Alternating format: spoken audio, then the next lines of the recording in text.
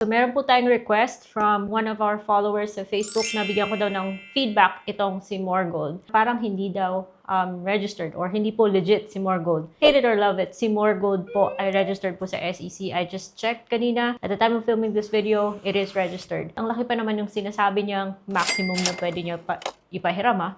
But the question is, okay bang utangan si Morgold? In this video, silipin natin ulit yung loan app na to.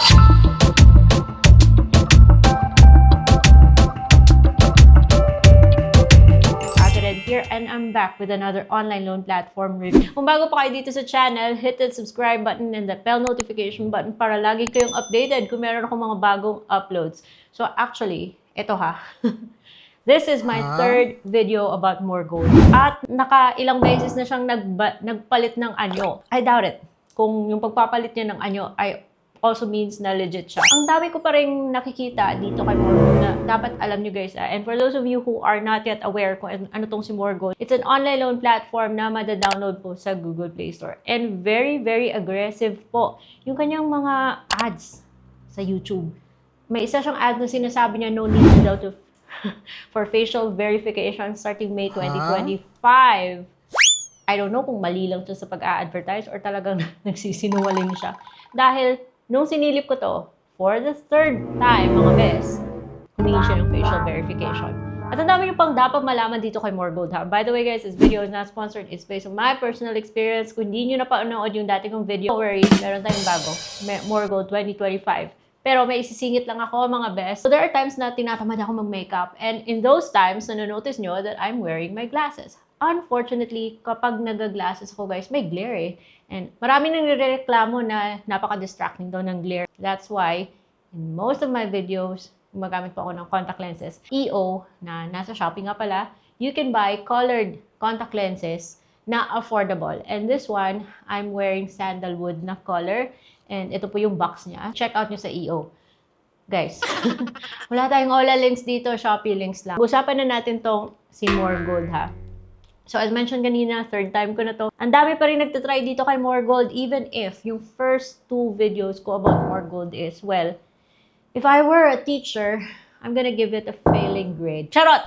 Anyway, so if you're not yet familiar with Morgold, then panoorin nyo na lang yung video na to. Humihingi po siya ng social account. Kasama na dito yung Facebook, Viber, but giving this loan app your social media info does not guarantee na ma-approve ka. Is it really worth na magbigay ng personal info sa loan app na to? At this time, it's blue. Dati, ganito yung color niya. And then, naging ganito. Doon pala sa screenshot, makikita mo na parang, bakit ganon? Ba't ang dami mong pagpipilian? So, fast approval daw. Pero guys, fast reject din siya. Take note. And, ayun, repayment your way. Agad bumungad yung mga hinihingi niyang permissions. Kasama na doon yung SMS, yung mga sisilipin niyo yung mga installed applications na nasa cellphone mo. And then, hingi siya ng access sa location. And hindi ka pa nagbibigay ng phone number. Lalabas na yung 12,000. Yun daw. So, i-click mo yung apply now kung gusto mo pa rin magpatuloy. Hingi po siya ng active mobile number. Magpapadala po siya ng OTP. Okay. And then, magpapakreate po siya ng password. Hindi siya mahigpit, mga best, dahil tinanggap niya yung pinakamadaling password that I can think of, which makes me feel like madali rin siyang mahack pag ganon. Hihingi siya ng education, residential address, email address, second phone, social account. Yung mga socials na pwede mo i-provide sa kanya could be your Facebook, your Viber, your WhatsApp, and your Skype. Wala nang Skype. Na-discontinue na yung Skype. So, dapat mag-update din siya. So, I provided my Facebook. And then, hingi po siya ng 3 contact references. And then, hingi po siya ng company information.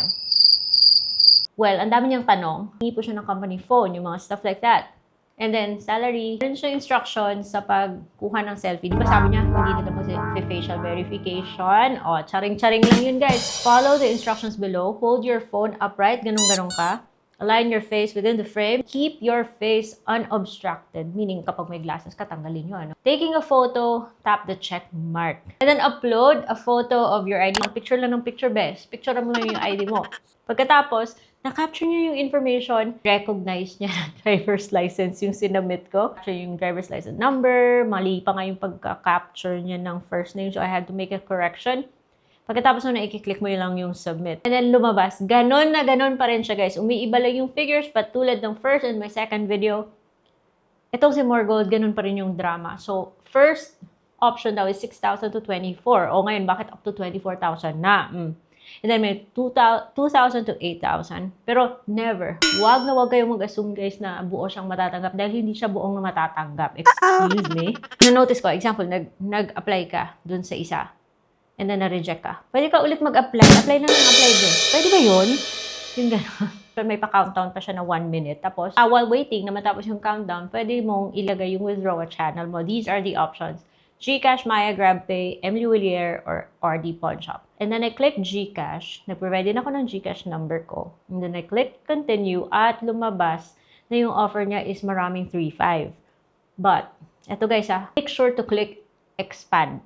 Dahil may nagtatagong another 3.5. Kasi pag in-uncheck mo yung 3.5, isang 3.5 dyan, baka magulat ka yung sinamit niya sa'yo, dalawang 3.5 kasi may nagtatago po sa baba. So, i-click nyo yung expand, i-uncheck nyo kung gusto nyo isa lang yung applyan niya sa inyo. So, ba't na lang kasi sinabi niyo pang maraming 3.5, ano? Kung pwede lang naman sana gawin yung 10,500, yung gano'n. Total, parang I feel like iba naman to eh. Kasi all loans are subject to final assessment. Pero, ang hindi maganda dito guys, may mga fees siya. Kakaltas po siya. Dapat binabasa natin yung lahat bago tayo mag-proceed. Pero palang management fee, yung breakdown, interest, account management fee, platform service fee, risk fee, and credit fee. And if you click the 3.5, yung gilid ng 3.5, doon mo makikita na 7 days lang siya. So, hindi po siya auto-send. Actually, sa totoo lang, transparent po siya. But, is it a good loan app?